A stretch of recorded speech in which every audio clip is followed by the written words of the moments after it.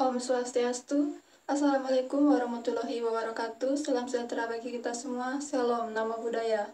Yang kami hormati, Bapak Iketut Sunarwijaya, SEMSI, selaku dosen pengampu mata kuliah akuntansi perbankan dan LPD, serta rekan-rekan kelas B yang kami banggakan.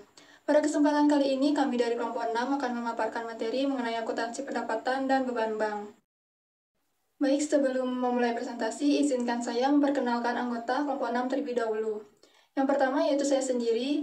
Perkenalkan, saya Niputu Erika Amalia Putri, nomor absen 24 dengan di mahir 60, serta rekan saya Maria Marcelina, nomor absen 30 dan dengan di mahir 66. Baik, adapun materi dan submateri yang akan kami paparkan. Yang pertama yaitu mengenai akuntansi pendapatan bank, di mana pada poin ini kami akan memaparkan konsep, jenis pendapatan bank beserta perhitungannya.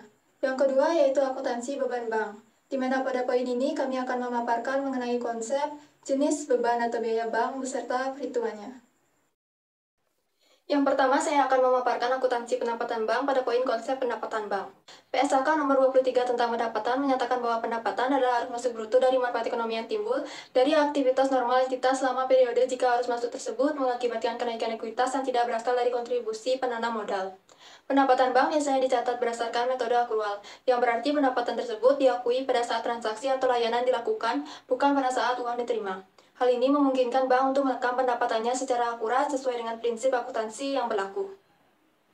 PSAK nomor 31 mengatur mengenai dasar yang digunakan dalam pengakuan pendapatan bank merupakan hal yang fundamental dalam hubungannya dengan pengukuran tingkat rentabilitas suatu bank. Seperti industri lainnya, bank juga mengalami perbedaan waktu antara perolehan pendapatan dan terjadinya beban yang terkait dengan penggunaan sumber daya untuk menghasilkan pendapatan tersebut. Proses pengkaitan antara pendapatan dan beban bank tidak selalu mudah dilakukan karena terdapat kondisi di mana pendapatan bank mungkin diakui lebih awal daripada beban yang terkait dengan penerimaan pendapatan tersebut. Selanjutnya masih mengenai akuntansi pendapatan bank, tetapi yang akan saya paparkan yaitu mengenai jenis pendapatan bank. Adapun jenis-jenis pendapatan bank diantaranya yaitu pendapatan operasional bank, pendapatan operasional lainnya, dan pendapatan non-operasional bank. Jenis pendapatan bank yang pertama yaitu pendapatan operasional bank, yang termasuk dalam jenis pendapatan ini antara lain pendapatan bunga debitur, komisi dan provisi, serta pendapatan yang timbul dari transaksi valuta asing. Untuk lebih jelasnya, saya akan memaparkan lebih lanjut mengenai jenis-jenis dari pendapatan operasional bank tersebut. Dari yang pertama yaitu mengenai pendapatan bunga debitur. Pendapatan bunga diakui secara akrual kecuali untuk aktiva produktif non-performing yang diakui hanya saat pendapatan tersebut diterima atau cash basis. Bank tidak perlu menyesuaikan pendapatan bunga yang telah diakui sebelum aktiva tersebut non-performing. Pendapatan bunga dari aktiva non-performing yang tidak diakui dicatat dalam rekening administratif sebagai peristiwa kontingensi. Saat terjadi pelunasan, pembayaran bunga tunggakan akan diutamakan sebelum pokok utang. Berikut adalah contoh soal perhitungan pendapatan bunga debitur.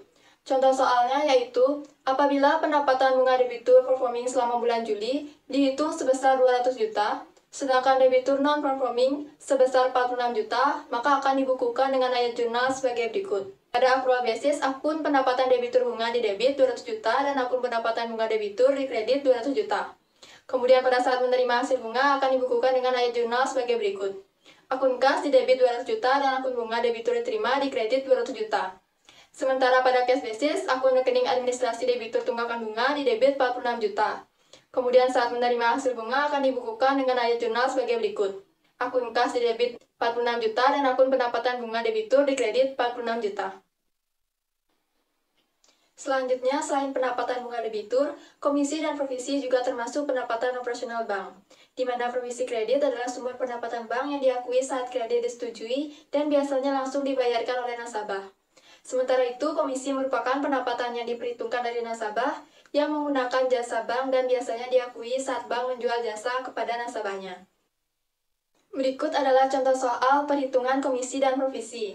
Contoh soalnya yaitu, Bank Mega menyetujui kredit untuk PT ABC sebesar 400 juta selama jangka waktu 5 tahun, dengan provisi kredit ditetapkan sebesar 0,6% dari pagu kredit.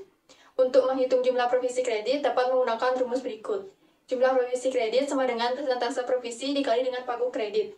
Jadi diperoleh 0,6% atau sama dengan 0,006 dikali dengan 400 juta sehingga Bank Mega akan menetapkan provisi kredit sebesar 2,4 juta.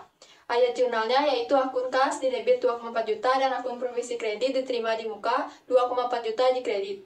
Jika total provisi kredit adalah 2,4 juta dan kredit memiliki jangka waktu 5 tahun, maka alokasi bulan pertama yaitu 2,4 juta dibagi 60 menjadi 40.000. Adapun ayat jurnalnya yaitu akun provisi kredit diterima di muka ditulis di debit 40.000 dan akun pendapatan provisi kredit ditulis di kredit 40.000. Selanjutnya, selain pendapatan bunga debitur, komisi dan provisi, pendapatan atas transaksi valuta asing juga termasuk pendapatan operasional bank. Pendapatan yang timbul dari transaksi valuta asing lazimnya berasal dari selisih kurs. Selisih kurs akan dimasukkan ke dalam pos pendapatan dalam laporan laba rugi dan diakui sebagai pendapatan atau biaya pada periode berjalan. Seringkali suatu bank memiliki aktiva atau kewajiban dalam valuta asing dalam jumlah yang besar, berupaya untuk menghindari adanya kerugian akibat selisih kurs. Upaya ini biasanya disebut sebagai hedging, dan contoh hedging diantaranya forward dan swap. Selain pendapatan operasional bank, juga terdapat pendapatan operasional lainnya, yaitu pendapatan yang timbul bukan dari kegiatan utama bisnis bank seperti penerimaan dividen dari anak perusahaan atau penyertaan saham serta laba rugi penjualan surat berharga pasar modal. Berikut adalah contoh soal perhitungan dari pendapatan operasional lainnya pada bank. Adapun contoh soalnya yaitu apabila Bank Mega memiliki 100 lembar saham PT ABC sebesar 100.000 per lembar dan telah dibeli sebesar 9.800.000 untuk seluruh saham tersebut. Kemudian saham tersebut dijual 98.500 per lembar secara tunai. Maka perhitungan keuntungan dari penjualan saham dan ayat jurnal untuk membukukan transaksi tersebut adalah sebagai berikut. Diketahui yaitu harga perolehan saham 9,8 juta. Kemudian harga jualnya 98.500 dikali dengan 100 lembar. Sehingga menjadi 9.850. Jadi dapat dihitung keuntungannya yaitu nilai jual dikurangi dengan nilai beli.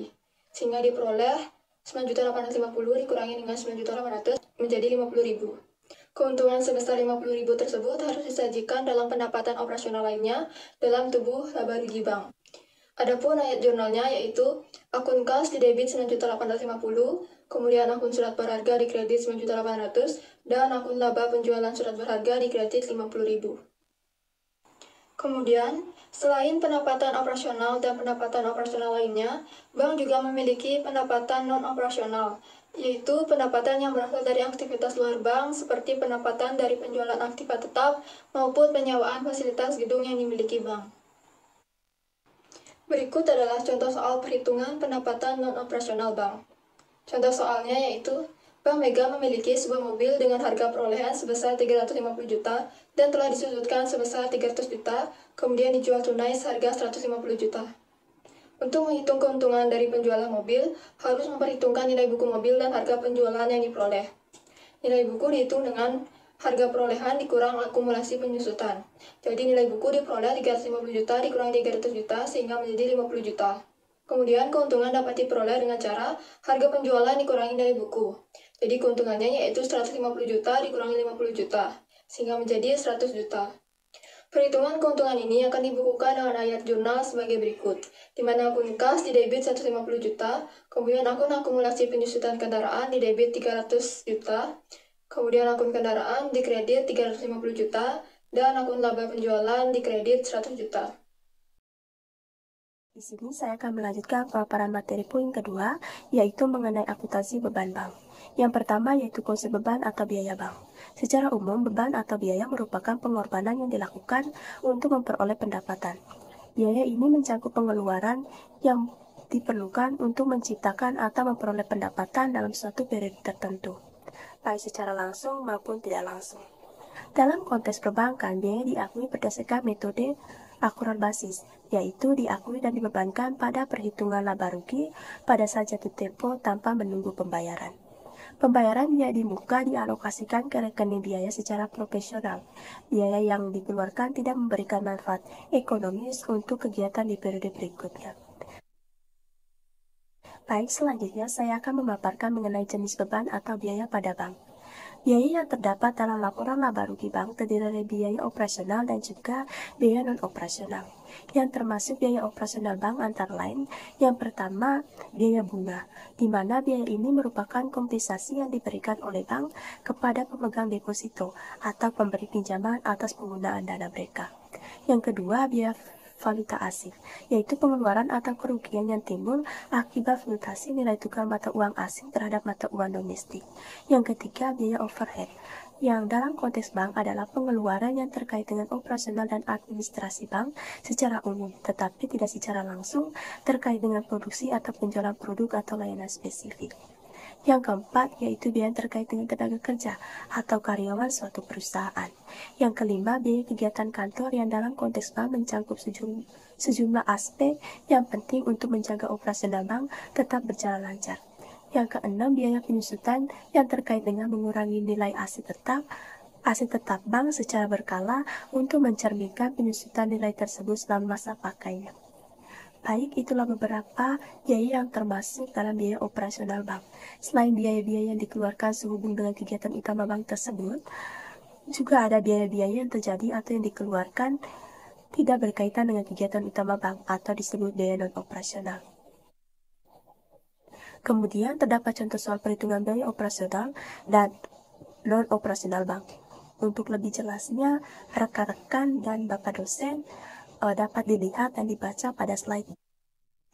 Jadi, berdasarkan materi yang sudah kami paparkan, dapat disimpulkan bahwa dalam akuntansi pendapatan dan beban bank, prinsip pengakuan pendapatan dan pengeluaran menjadi kunci utama dalam menilai kinerja dan rentabilitas bank.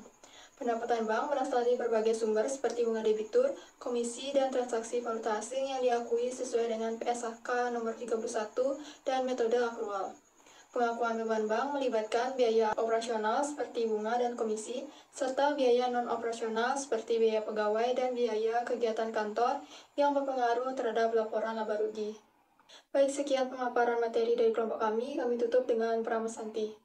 Om Santi Santi Santi Om.